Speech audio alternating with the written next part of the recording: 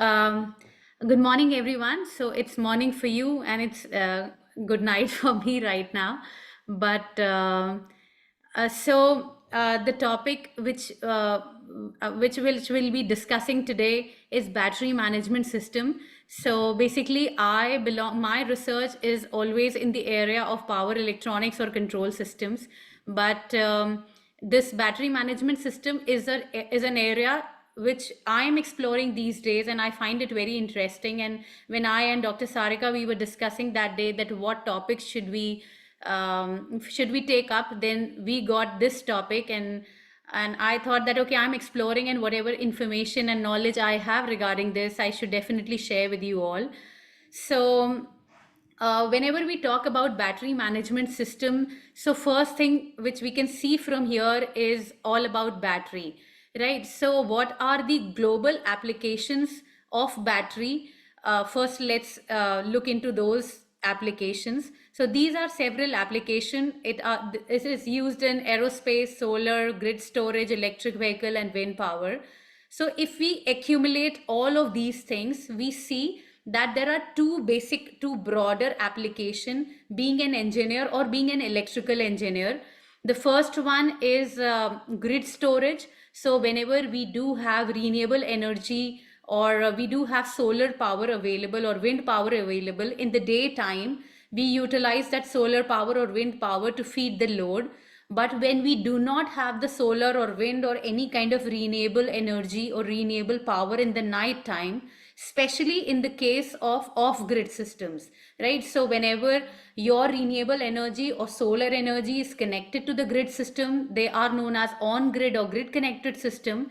But when we try to utilize the solar power or wind power in an isolated mode, then we call those system as off-grid system. So in the case, especially in the case of these renewable energy off-grid system, whenever we do not have renewable energy, like I gave the example of solar energy. So if we do not have solar energy in the night, we do need help of these battery energy storage systems, right?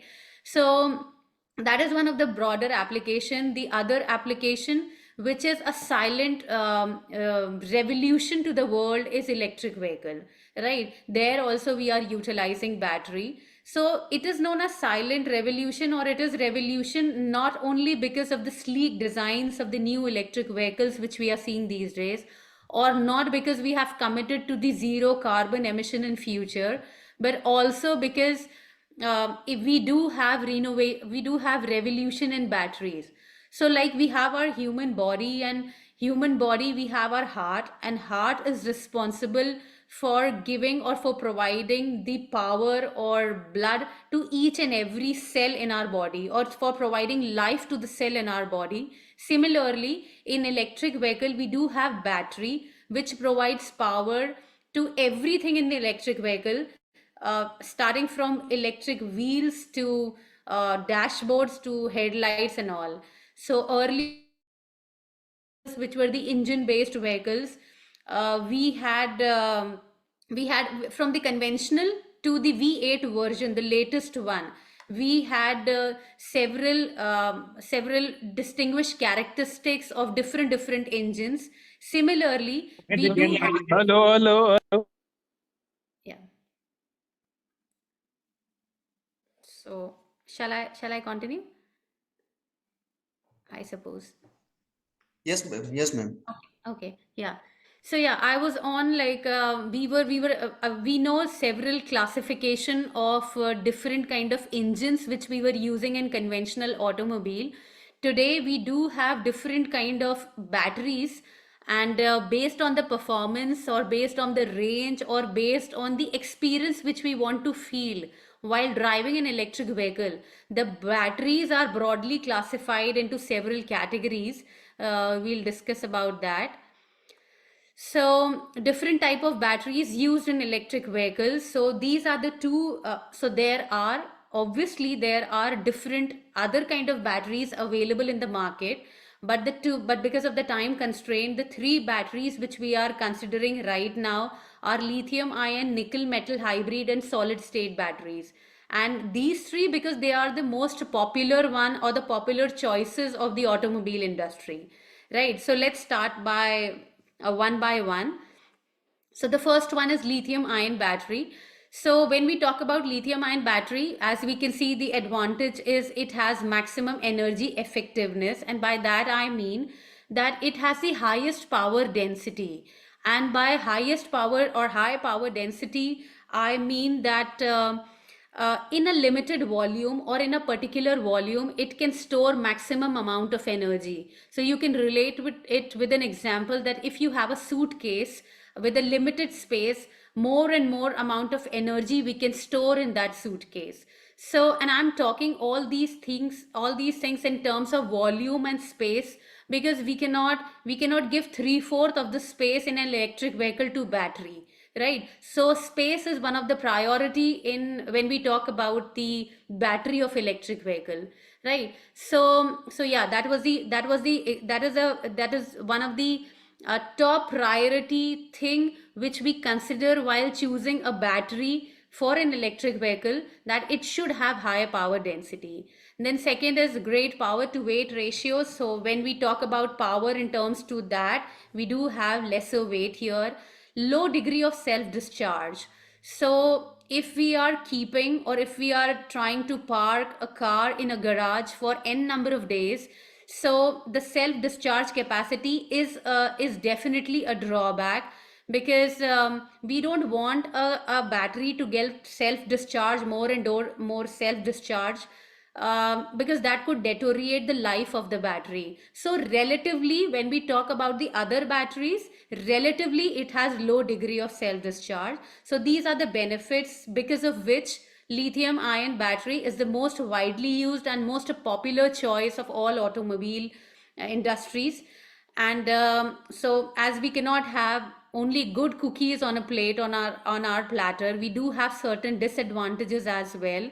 And those disadvantages are thermal runaway. So thermal runaway, most of you might be aware of this word, but this is a technical word which we use for overheating. So lithium ion battery do have certain restriction or do have certain constraints of bearing a certain amount of temperature. If we go beyond those temperature, the battery definitely will get overheat and it will catch fire. That fire is only termed as a thermal runaway. The technical term of that catching a fire is thermal runaway, with definitely a process. So that is a disadvantage, that it can catch fire. And the second thing is because lithium ion is a expensive material whenever we are doing the mining and all, and that way it is expensive, the cost of production is more, manufacturing cost is more. So obviously relatively. So yeah, so these are the advantage and disadvantage of lithium ion batteries.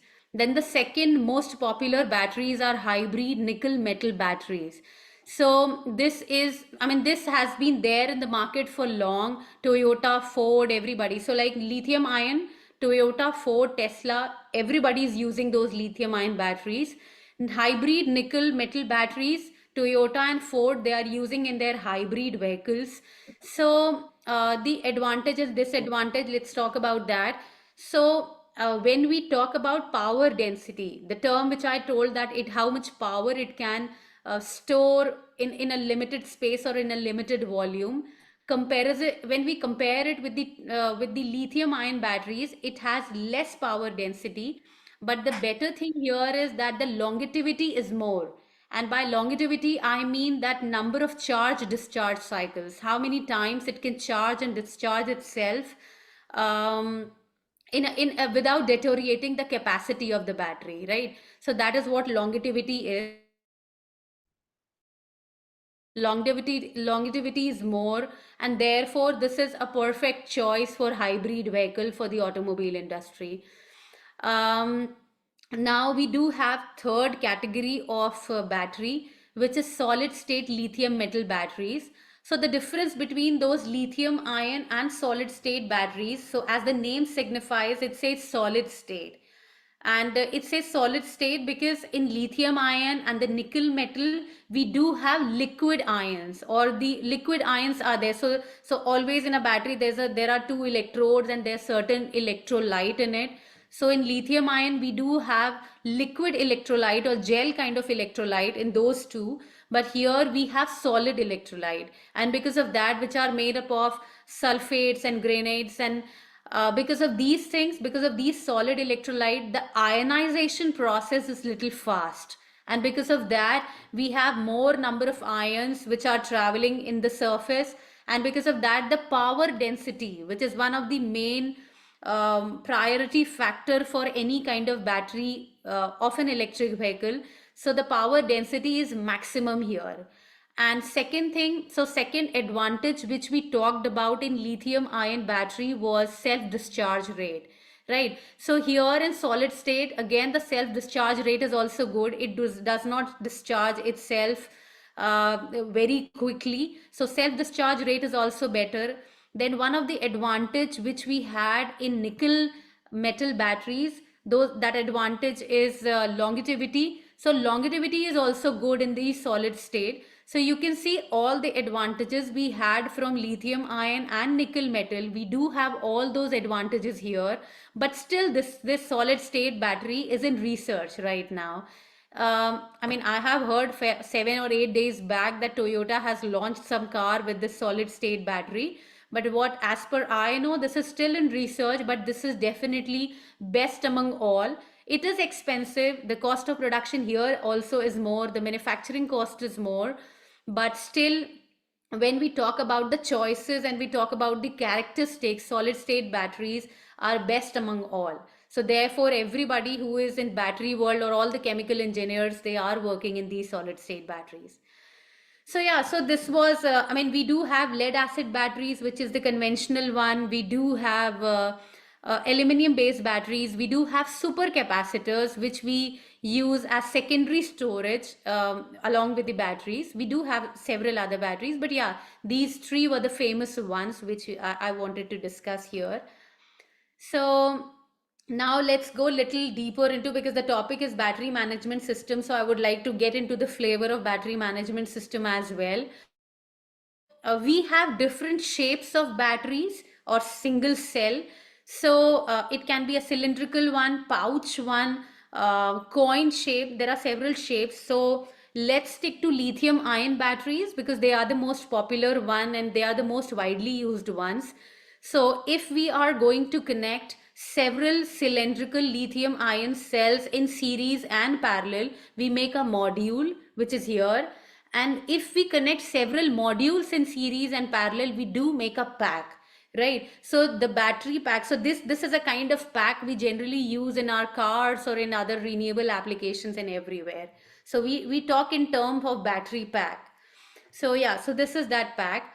And when we are talking in terms of pack, I would like to tell you that again, many of you might be aware of this fact. So if you take two lithium ion cells exactly of same nature, right? Exactly of same pack or of same batch. And by same batch, I mean that you take two batteries or two cells which are of 11 ampere hour. That's an arbitrary example, 11 ampere hour. And briefly I would tell you what ampere hour rating is. There are certain students, if you are not aware of that. So ampere hour rating is like, if I say 11 ampere hour, by that I mean that in 1 hour it can discharge itself at 11 ampere constant current rate, right? So discharge 1 hour, 11 ampere constant discharge, and after that that battery will be empty or zero, at zero discharge level, right? So that is what ampere hour is. So if you are taking two batteries or two cells of same 11 ampere hour, then too you will feel there are several so all or both of these can have different charge rate, can have different discharge rate, even if they are same, right? Even if they are same 11 ampere hour, their charge rate, discharge rate, state of charge, state of health, their temperature, everything could differ, right? And that's a fact. No two cells are same, right? Irrespective of from wherever we are getting it from, right? So quickly I'll introduce these terms here. So state of charge is, by that I mean that if I'm trying to discharge two 11 ampere hour cells, one can in same duration of time, one can discharge till 20%, the other can discharge till 22%, right? So state of charge is that how much percent of charge is left there. That is what state of charge is.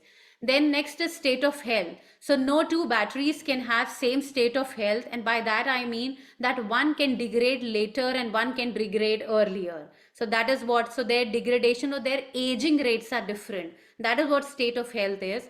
And the third thing is temperature. So what temperature is that no two cells can have same temperature. One can be little colder, one can be little hotter, and so these all are the operating characteristics of any cell: temperature, state of charge, state of health. They all are the operating characteristics. So all the operating characteristics, charge, discharge rates, everything, if they all are going to differ, there should be, so we will be underutilizing the pack, or there will be several disadvantages if all the cells. So I am right now taking an example of two cells. Imagine there are 10 cells, 20 cells, 50 cells, 100 cells, all are working or all are operating in a different manner, right? So that is a big disadvantage that could make a complete failure to the system.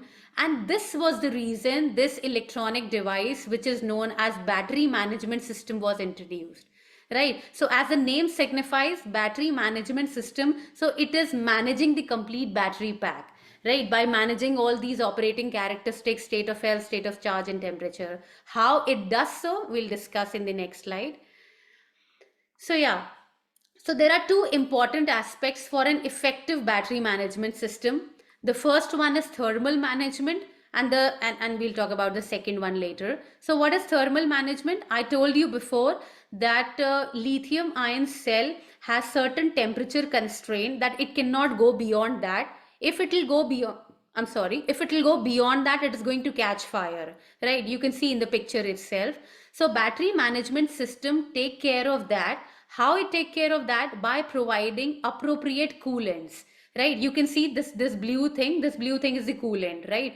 So what we do is we lay down the battery pack, we put certain temperature sensors over it, and that temperature sensor keep on giving the continuous information to the battery management system, that what is the status of temperature of each cell, right? And therefore accordingly it provides the coolant to individual cells, or the cells whichever, I mean those cells who do need these kind of coolants. And what are the popular coolants? The popular coolants are air, water or glycol, dielectric oil, or refrigerants. So these are the popular coolants which we provide to the battery pack in case of in case they exceed temperature above the bearable limits. The second one is battery imbalance. So this is one of the very challenging problem which a battery management system face. And this is this is also one of the problem which many electrical and many chemical engineers who are working in battery world, they are figuring it out, trying to improvise it day by day. So that is charge imbalance. So what happens is, so you imagine that there are 10 cells which are connected in series, right? And we are trying to discharge all those 10 cells. So certain, let's say 9 cells do have certain charge in it. One is at 10% charge, one is at 20% charge, in third 30% charge is left, but there's one cell which discharge very fast and it is completely discharged. It does not have any cell, or it does not have any charge in it. So because all of those are connected in series, or all 10 are connected in series, the one which has completely discharged, because of that all other are going to just, there will be a cutoff. We'll not be able to utilize the small amount of charge which is left in the other 9, right? So what is happening because of that? Because of that there's a complete energy waste, right? So this is one of the example of charge imbalance, and therefore this is a challenging problem. And there are certain solution to it, that there are 10 cells, one is completely discharged, the other still have certain amount of charge left in it. What we do is we use passive balancing, and what we do in passive balancing, we try to drain out all the cells, so that when we try to recharge it again, all cells are completely empty, and then we recharge it again from the fresh. So that way this is what we do in passive balancing. But the disadvantage again here in passive balancing is that whatever charge we are trying to drain out, or the complete drain out, we are going to we are doing at at some point, and at that point we will be draining out everything either in form of heat or in some certain resistor, treating that resistor as load. So in each of these cases, we do need an additional coolant, which is again a drawback. We'll have to place an additional coolant because of this. So therefore, to get rid of this passive balancing, there's a new way which is known as active balancing. And what we do is that there are certain cells, like one has 20%, one has 60% in the discharging process. One has 60, one has 40, one has 20, one has 10. So what we do in active balancing, we try to redistribute it in a manner that all are at the same levels now. So something was at 80, 60, 40, 20. We have redistributed it in a way that all are at 30 now, right? And we do take care of certain power electronic device, or we also call it as DC to DC power electronic converter, for this redistribution purpose. So this is basically lab setup, and you can see that these all are those number of cells which are connected in series, and this is that DC to DC converter.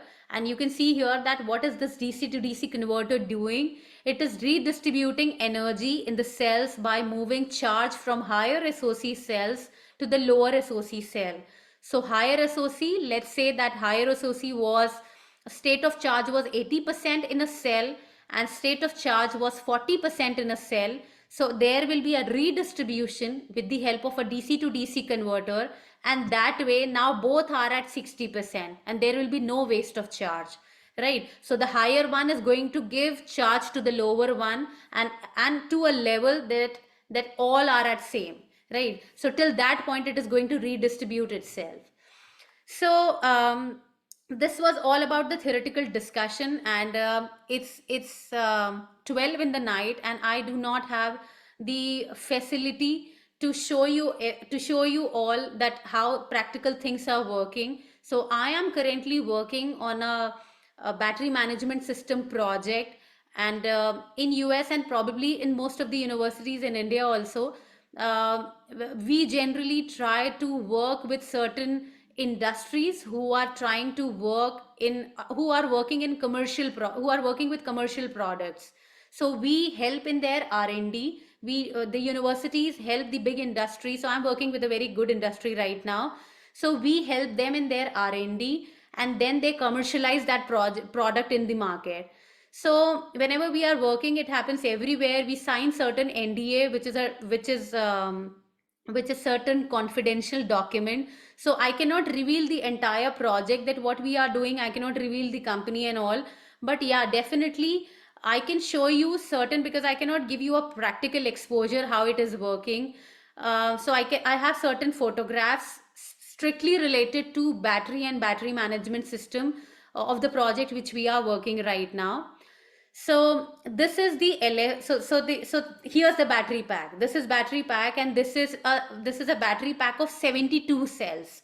So 72 cells. This is a very high voltage, high power battery pack on which we are working currently.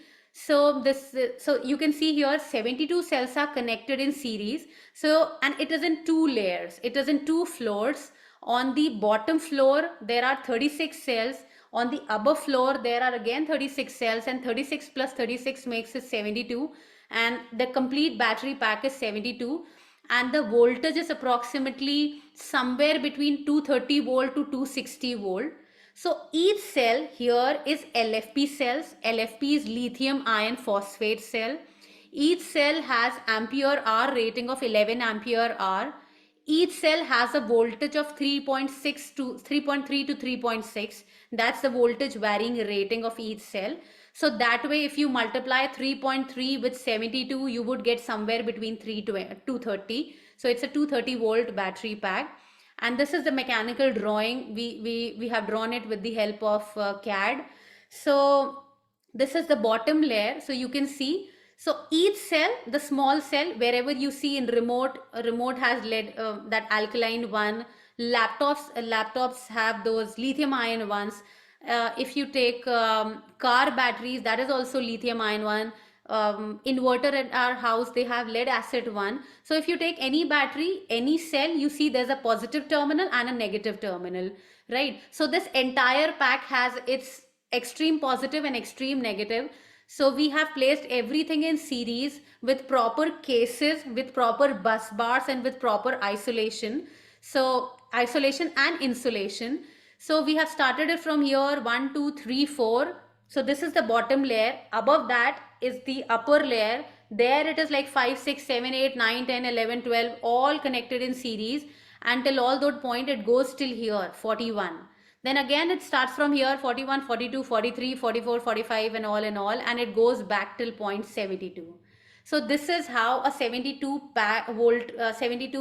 cells pack is made.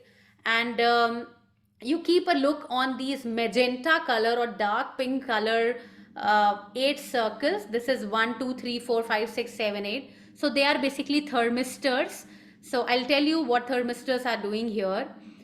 So yeah, so this is the battery pack from our lab. So this is BMS, which is battery management system. So we have many battery management system commercially available, and we have worked probably on almost all kind of BMS, starting from the Chinese version of the Chinese version is available even in India. They are known as the popular brand is JK BMS, which can accommodate probably 12 or 24 cells. And then we have TI, Texas Instrument BMS, and then we have this Orion BMS. So this Orion BMS, we are accommodating 72 cells, and it can go up to around, we have also used the Orion BMS, which can accommodate up to 96 cells. But they can provide you, if you want to purchase in market, up till 188 cells it is available. And if you want to go beyond 188 cells, you'll have to stack them together in master slave configuration.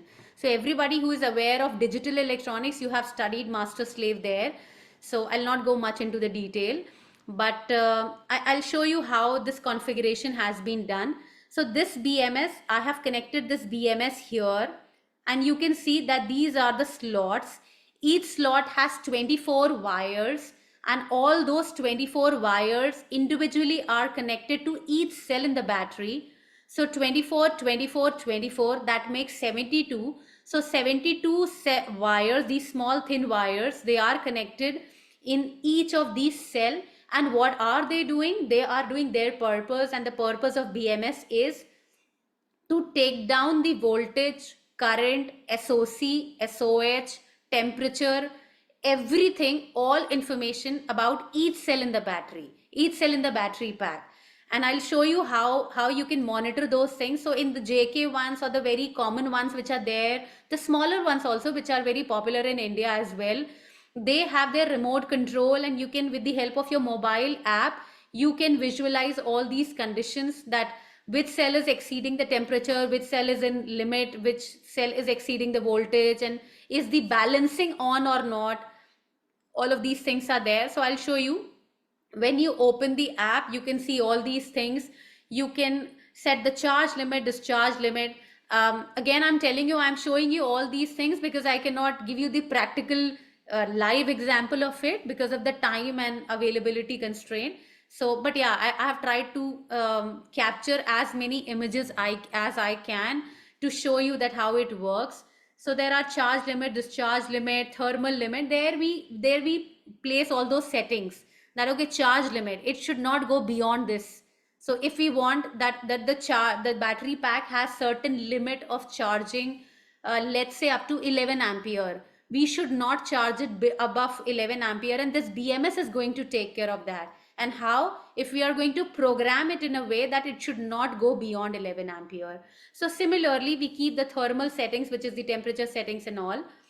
So this is how you see the display. You see state of charge, you see lowest cell temperature, highest cell temperature, you see pack amperage, you see pack voltage of the battery. So while you are performing charge and discharge tests, you will be constantly able to see or visualize the status of each cell in the battery. So yeah, so this is again a different chart which shows active cell balancing. So you can see all 72 cells here are around 3.33, 3.332 or 3.331. So what is happening here is that BMS is working in active balancing mode, and it is constantly trying to balance each of the 72 cells. So yeah, this is what BMS is doing. Then I have captured two quick tests with this entire 72 volt big 230 volt pack. So there's a charge test of 3 ampere. So what we are doing is we have a separate source in our lab, which is again a very big power electronic mess.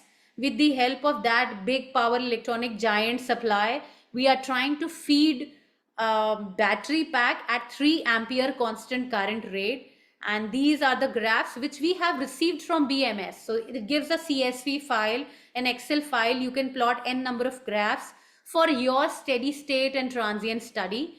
So yeah, so this was a 3 ampere constant current charge. So you can see the blue line here is a constant 3 ampere current, and as this is charging the battery pack, so earlier the battery pack was at 230 volt, we are constantly giving it a 3 ampere of current, and you can see that the charge has now increased, or the voltage has now increased from 230 volt to around 242 point something, right? So this is the pack voltage, current and time, that kind of graph. Then the second is thermistor data. So I'll go back here. I told you that in this design, we have dark magenta lines, dark magenta circles, and these are thermistors. And if any of you do not know about thermistor is a temperature measuring device which take temperature as the input, and it gives electrical signal at the output. So we have laid down thermistor. So you can see that this is bottom layer, right? Above there's an above layer or top layer as well. So first and thermistor 1 and thermistor 8 are at the outer levels, but 2, 3, 4, 5, 6, 7, they are deep inside the battery at those points where the heat is maximum, so that we can fetch the maximum heat, that what is the maximum temperature right now at that particular cell level. So that way we can test, we can make the system a very rigid, robust kind of system. So we have tried to do n number of testing with this. And for that, temperature is very important, because lithium ion battery, I told you before that it has high chances of fire or thermal runaway. So yeah, so this was the thermistor data or temperature data. You can see that all 8 thermistors deep down inside the battery pack, none of them has exceeded 28 degrees centigrade. So I mean, thermal runaway will take, or the fire will take place around 270 centigrade. But still, when we are working in lab prototype, or when we are working on some industrial prototype or industrial environment, then we do take care of it, that if it is exceeding 60 or 70, it's not a good fit, and we try to